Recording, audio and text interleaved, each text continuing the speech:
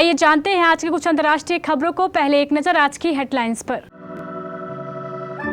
माताजी बोलने में एक्सपर्ट है, निर्मला सीतारमण से बोले मल्लिकार्जुन खड़गे। अरे महिला हो कुछ जानती नहीं हो, विधानसभा में आरजेडी विधायक रेखा देवी पर भड़के सीएम नीतीश। एक झटके में परिवार खत्म, नेपाल प्लेन क्रैश में क्रू मेंबर के साथ पत्नी और बेटे ने भी गंवाई जान। नेशनल पार्क में तगड़े विस्फोट का वीडियो वायरल, पर्यटकों के बीच तुरंत मच गई चीख पुकार।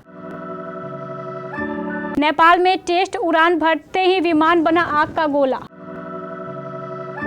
नहीं बाज आ रहे तानाशाह किम जोंग, दक्षिण कोरिया के राष्ट्रपति भवन परिसर में गिराया कचरे से भरा बैलून। पेरिस में ओलंपिक से पहले ऑस्ट्रेलियाई महिला के साथ गैंगरेप, मदद मांगती सीसीटीवी में दिखी पीड़िता। सोना चांदी फिर हुआ महंगा। लगातार फ्लॉप हो रही फिल्मों पर अक्षय ने तोड़ी चुप्पी। और चैंपियंस ट्रॉफी में भारत की भागीदारी पर पाकिस्तान गिड़गिड़ाया। संसद के मॉनसून सत्र का आज तीसरा दिन है। कल यानी मंगलवार 23 जुलाई को वित्त मंत्री निर्मला सीतारमण ने मोदी सरकार 3.0 का पहला बजट पेश किया था। हालांकि इस बजट से विपक्षी पार्टियां खुश नहीं हैं। इस बीच राज्यसभा में नेता प्रतिपक्ष मल्लिकार्जुन खड़गे ने वित्त मंत्री निर्मला सीतारमण की तरफ इशारा करते हुए तंज कसा। उन्होंने कहा कि माताजी बोलने में तो एक्सपर्ट है, मुझे मालूम है। राज्यसभा में नेता विपक्ष मल्लिकार्जुन खड़गे ने वित्त मंत्री निर्मला सीतारमण पर तंज कसते हुए कहा, मैं बोल देता हूं मगर मुझे मालूम है माताजी बोलने में तो एक्सपर्ट हैं।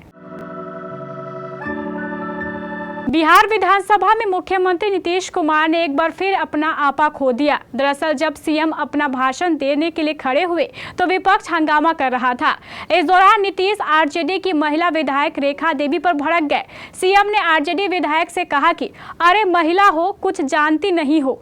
नीतीश कुमार ने आरजेडी पर निशाना साधते हुए कहा, ये लोग कभी कोई महिला को आगे बढ़ाया है? 2005 के बाद ही बढ़ाना शुरू किया है, इसलिए कह रहे हैं चुपचाप सुनो, हम तो सुनाएंगे, अगर आप नहीं सुनेंगे तो ये आपकी गलती है। दरअसल नीतीश कुमार जब बोलने के लिए खड़े हुए तो विपक्ष आरक्षण को लेकर विरोध कर रहा था। अपने भाषण के दौरान नीतीश बार बार विपक्ष के विधायकों से अपील कर रहे थे कि एक बार पूरी बात सुन लीजिए।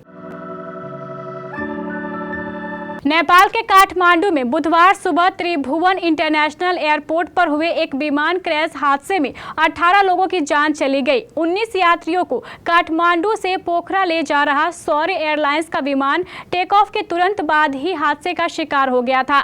इस दुर्घटना के वीडियो भी सामने आए हैं। इस विमान में कुल 19 लोग सवार थे, जिसमें से एक पायलट को ही बचाया जा सका है। अब सामने आया है कि इस हादसे में एक ही परिवार के 3 लोगों की मौत हुई है। एयरलाइंस की ओर से जारी बयान में कहा गया है कि दुर्घटनाग्रस्त विमान में flight maintenance staff Manuraj Sharma अपनी पत्नी प्रिजा खतीवाड़ा और 4 साल के बेटे अधिराज शर्मा के साथ यात्रा कर रहे थे। इस हादसे में तीनों की मौत हो गई। बयान के अनुसार प्रिजा भी सरकारी कर्मचारी थी और ऊर्जा मंत्रालय में सहायक कंप्यूटर ऑपरेटर के पद पर कार्यरत थी। बता दें कि हादसे में मारे गए लोगों में से 17 सौर्य एयरलाइंस के ही स्टाफ थे। सोशल मीडिया पर हाइड्रोथर्मल विस्फोट का एक वीडियो वायरल हो रहा है। वीडियो में दिखाई दे रहा है कि विस्फोट के बाद मलबा कितनी ऊपर उठता है। जिस वक्त विस्फोट हुआ वहां पर्यटक भी थे। विस्फोट होते ही लोग जान बचाकर भागते दिखाई दिए। चीख पुकार मच गई। यह पूरी घटना वहां घूमने पहुंचे पर्यटकों के कैमरे में रिकॉर्ड हो गई। पूरा मामला अमेरिका के वायोमिंग में येलोस्टोन नेशनल पार्क का है। हाइड्रोथर्मल विस्फोट का डरावना वीडियो सोशल मीडिया पर वायरल हो रहा है। वीडियो में दिखाई दे रहा है कि ब्लास्ट के बाद धुआं और मलबा हवा में उछला और दूर तक फैल गया। मलबा पर्यटकों तक भी पहुंचा। वीडियो पोस्ट करने वाली फेसबुक यूजर वाल्दा मार्च ने लिखा है कि विस्फोट उनके और उनके परिवार के सामने हुआ। नेपाल के नागरिक उड्डयन प्राधिकरण ने बताया है कि बुधवार की सुबह काठमांडू के त्रिभुवन हवाई अड्डे पर सौर्य एयरलाइंस का एक विमान दुर्घटनाग्रस्त हो गया, जिसमें एक नाबालिग सहित 18 लोगों की मौत हो गई। नेपाल नागरिक उड्डयन प्राधिकरण के सह प्रवक्ता ज्ञानेंद्र भूल ने एक निजी चैनल को बताया है कि विमान में 2 क्रू सदस्य और एयरलाइंस के कर्मचारी सवार थे। नेपाल पुलिस और नागरिक उड्डयन प्राधिकरण के अधिकारियों ने पुष्टि की है कि एक पायलट को सुरक्षित बचा लिया गया है और उसे इलाज के लिए अस्पताल ले जाया गया। सौर्य एयरलाइंस के मुताबिक मृतकों में से एक विदेशी नागरिक भी शामिल है। उत्तर कोरिया ने बुधवार को दक्षिण कोरिया के राष्ट्रपति भवन परिसर में गुब्बारे से कचरा गिराया। इस घटना ने दक्षिण कोरियाई सुरक्षा को लेकर चिंताएं बढ़ा दी है। राष्ट्रपति सुरक्षा सेवा की ओर से कहा गया है कि इस कचरे में कोई खतरनाक सामग्री नहीं थी। इस घटना में किसी को कोई चोट नहीं आई है। हालांकि इस घटना के बाद विशेषज्ञों का कहना है कि दक्षिण कोरिया को अगली बार सीमावर्ती इलाकों में उत्तर कोरिया से आने वाले गुब्बारों को मार गिराने की जरूरत है, क्योंकि इसकी कोई गारंटी नहीं है कि उत्तर कोरिया भविष्य में खतरनाक वस्तुएं नहीं गिराएगा। उत्तर कोरिया की ओर से कचरे से भरा गुब्बारा भेजने की यह घटना दक्षिण कोरिया द्वारा उसके खिलाफ दुष्प्रचार संदेशों के बाद आया है। फ्रांस में 2 दिन बाद ओलंपिक की शुरुआत होनी है, लेकिन इससे पहले एक ऐसा मामला सामने आया है जिसने पूरे देश को शर्मसार कर दिया है। पेरिस की राजधानी फ्रांस में ऑस्ट्रेलिया की एक महिला के साथ गैंगरेप का मामला सामने आया है। पुलिस के मुताबिक ओलंपिक से कुछ दिन पहले पेरिस में एक ऑस्ट्रेलियाई महिला के साथ 5 लोगों ने सामूहिक बलात्कार किया है। पीड़िता ने खुद के साथ दुष्कर्म होने के बाद एक कबाब की दुकान में शरण ली, जिसका सीसीटीवी फुटेज सामने आया है। फ्रांसीसी पुलिस ने बताया है कि 20 जुलाई की आधी रात के बाद महिला के साथ गैंगरेप के साथ ही मारपीट भी की गई। मामले की जांच शुरू कर दी गई है। बीते दिन बजट पेश होने के बाद सोने चांदी की कीमत में जबरदस्त गिरावट आई, लेकिन आज यानी 24 जुलाई को सोने चांदी के दाम एक बार फिर बढ़ गए हैं।